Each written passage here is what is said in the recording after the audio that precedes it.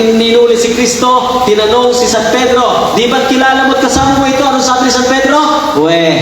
Di nga. No?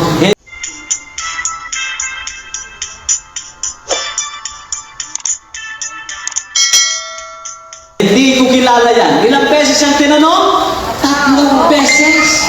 Kaya si Kristo, 3 beses paulit-ulit yung tinatanong. Bakit? Gusto ni Kristo sa pagkakataon yon, makasigurado siya kung talagang totoong mahal siya ni San Pedro. Ngayong hapong ito, sabi mo sa katabi mo, kapatid, 3 beses ka rin tinatanong ng Panginoon. Mahal mo ba siya? Ano ang sagot mo? Ay, Diyos ko, amen pala. Kala ko'y sasabihin yung sagot ni San Pedro. Sa Revelation chapter 2 po, meron doon nakalagay na si San Juan po ay nagsabi ng ganito para doon sa church sa Ephesus. Anong sabi doon? Nako, sabi ni Kristo, hindi na kayo katulad ng dati. Nagbago na ang inyong pag-ibig sa Kanya. Nanlalabig na kayo. May mga pagkakataon, nanlalamig ka rin sa akin. Nakikinig pa ko yan. May mga pagkakataon, nako, hindi mo na ako mahal tulad ng dati. Bakit may mga pagkakataon parang tila nagbabago ang ating pag-ibig sa Kanya? Sa kabila ng lahat ng ginawa ni Kristo. Nakikinig po kayo? Alam niyo po, meron pong usapan si Kristo at ang mga alagad na sila ay magkikita doon po sa Galilee. Pero ang mga apostol ng Panginoon, sa halip na magtiyaga na hintayin si Kristo, makipagkita kay Kristo, ano ang ginawa? Anong sabi ni San Pedro? Mangingisda ako. Anong sabi ng ibang mga alagad? Tsama kami. No? At sila nga ay pumalaot habang si Kristo ay naghihintay doon sa may pangpang. May mga pagkakataon ang ating pag-ibig din kay Kristo ay nalalayo na parang pumapalaot. Pakikalapit ulit yung katabi mo, sister. Matatapos na tayo. Nasa laot ka pa rin ba hanggang ngayon? Habang ikay nasa laot, si Kristo ay nandun sa pangpang na naghihintay. Kaya anong ginawa ng mga alagad na sa ating Panginoon, pinahintulutan ni Kristo, habang sila'y namamangka, magdamag, wala silang nahuli. Kita niyo yun? Nakikinig pa po kayo? Kapag nabawasan ang ating pag-ibig kay Kristo at unti-unti tayong lumayo sa Kanya, kahit anong gawin nating pamamangka, wala tayong mahuhuli kung wala si Kristo doon. Kaya nung magbubukang liwayway na pagod sila, hirap na hirap sila, naisipan nila, tayo'y bumalik na lang doon sa pangpang. Nung sila ay malapit sa pangpang, 9 meters na lang, ay napakalapit po nun. Kaya narinig nila ang sigaw ng Panginoong Yesus. Anong sabi ng Panginoong Yesus? Oy! Mga alagad ko! Na kung saan-saan pumunta. May nahuli ba kayo? Ano sagot ng mga alagad? Ayun. Pakisabi ulit sa katabi, kahit anong gawin mo, pag hindi mo inibig si Kristo, wala kang mahuhuli. Uuwi kang luhaan. Sabi mo sa katabi mo. Ayun. No. Anong sabi ni Kristo nung nandun ang malapit? Pakihagis nyo sa may bandang kanan ang inyong lambat. Anong ginawa ng mga alagad? Sumunod, inihagis nga. Paghagis, nakahuli daw. Sabi nung kapatiran ko kagabi sa may Laguna, sabi nung, nakahuli anong isda? Sabi niya, balyena brad. Ako, Diyos ko. Baka mahihirapan yun. 153 na balyena ang nahuli. Ano? Ang sabi sa Biblia, nakahuli ng 153, hindi mga dilis. Kasi kung dilis, 153, dalawang kamay lang yun. Amen po ba? Magaganda, maayos, malalaking isda ang kanilang nahuli. Kaya hindi nila mabitbit ang kanilang lambat ng maayos, bagkus hinihila na lang nila. Pakisabi sa katabi mo, sister, tapos na tayo, tumayo na tayo. Are you still listening po? Wala silang nahuli sa kanilang pagpalaot. Parang ganoon din sa atin. Kapag hindi natin inibig ng gusto si Kristo, and we are trying to find someone na ipapalit kay Kristo, darating ang panahon, baka wala din tayong mahuli.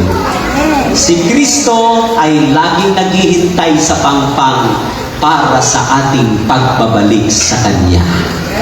Pag tayo ay bumalik at muli nating ipinagdama ang ating lubos-lubos na pag-ibig sa Kanya, tulad sa ginawa niya sa Kanyang mga alagad, napakaraming huli na ibibigay sa atin ng Panginoon. Gusto natin makahuli ng marami? Puntahan natin si Kristo sa pangpang at huwag naisinin man na pumalaot at kung saan-saan pumunta. Are you listening po?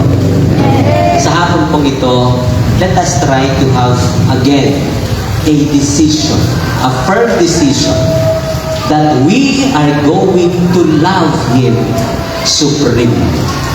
Are you listening po? Pag medyo may edad na nasa gawain, ako po ay tuwang-tuwa. Sapagkat alam ko na may mga sakripisyo kayong ginagawa papunta sa gawain ng Panginoon. Tama po ba? Hindi na kayo katulad ng dati na ang lakad ninyo ay normal lang hakbang. Medyo lumiit na ngayon. Konti-konti na lang. But you are still expressing your love to Jesus. And I know, mas malalaking isda ang ibibigay na huli ng Panginoon para sa inyo pong lahat. Sa gawain ito, ako po ay, sa taon na ito, ay 31 years na sa gawain. At ako po'y nagpapasalamat. Subalit dumating din sa punto na inisip kong i-withdraw ko ang aking panawagan sa Panginoon at naisip kong umalis din sa gawain kahit ako ay matagal na. Nakikinig po kayo. Pero ang Panginoon napakabuti. Hindi papayag na tayo'y mawalay sa Kanya. Kaya ako'y nagpapasalamat sa Diyos. Hanggang ngayon po sa biyaya niya, narito pa rin ako sa gawain ni Yahweh. Akala natin kapag tayo pumalaot, papalayo sa Kanya, akala natin makakahuli tayo ng mas maraming biyaya. Hindi totoo yun. Ang pananatili kay Kristo ang magdadala ng mas maraming biyaya sa ating buhay. Amen po ba? Sa hapong ito, hawakan ninyo ang inyong mga prayer request, ilagay sa tapat ng inyong puso. And tayo ay aawit nang mula sa inspirasyon ng ating mismong santo, si San Lorenzo Ruiz. Si San Lorenzo Ruiz ay nahuli sa Japan dahil siya po ay nalaman nila na siya po ay may dalang pananampalatayang Kristiyano.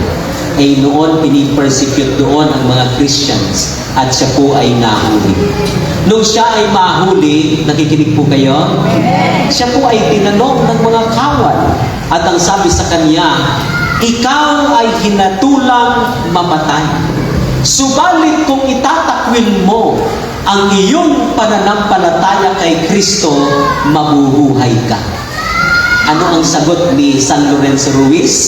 Ang sabi niya, kung meron akong 1,000 buhay, kay Kristo pa rin ako. Sa hapon ito, ipahayag natin kay Kristo. Parang tulad ni San Lorenzo Ruiz. At tulad ng sagot ni San Pedro, mahal natin ang Panginoon Jesucristo.